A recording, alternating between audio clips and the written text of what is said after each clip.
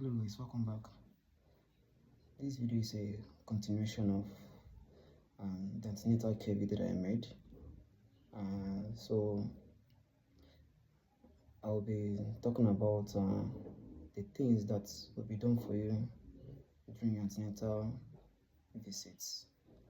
For today, I'll be talking about what they do for you the first time you come for antenatal care, which we call booking. That's when you are booked for antenatal care. So the first thing they do is that they take history from you, clinical history, and this will include your biodata, that is your age, your name, where you live, where you're from, your religion,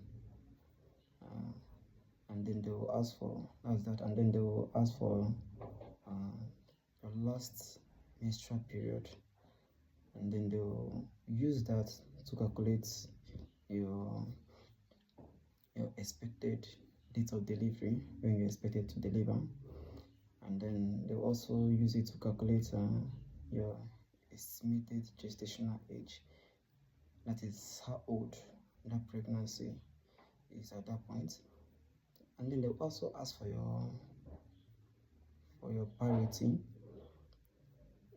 your gravidity. Parity is how many times you have given birth, and then your gravidity is how many times you have been pregnant. They'll ask you for all that information. They are all important, and then they will want to know how. Okay, if I get to that, then they'll ask for your obstetric history. They'll ask for that if you have given birth before and all that. Then they'll ask for your gynecological history. If you have had any abortions before, if you have done cervical cancer screening, which is very, very important because it helps to dictate to dictate cervical cancer early enough if you are choose for it. And then they also ask for past medical history. They ask a lot of questions actually, and they will ask for social history, if you drink, if you smoke, which is not good for your health, and they'll ask for drug history also. So they ask a lot of questions which are all important, and then they will go on to examine you and examine your baby, because there are two people there, you and the baby, both very important.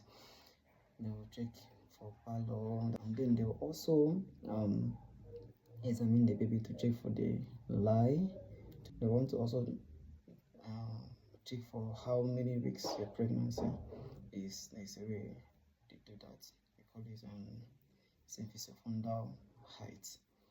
Yeah, and then they will also check for presentation and the parts that the baby is presenting with, if the pregnancy is old enough for that. They also check for your blood pressure, your height, and your weight.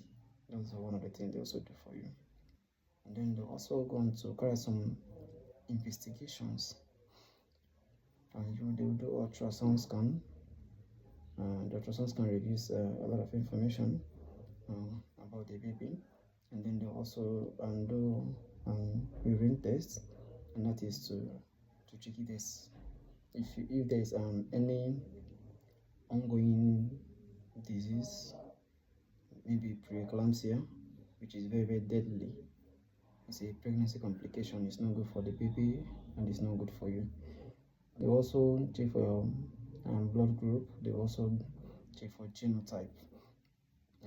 They will do what we call viral screening, which includes venereal disease research lab, that VDRL, and they'll check for hepatitis C, they'll check for hepatitis B, they'll check for HIV 1 and 2.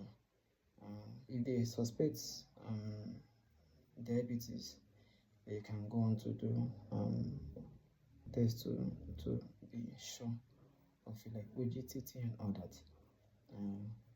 Basically, this is what they do for you on your first antenatal visit, that is when you have been booked for antenatal care.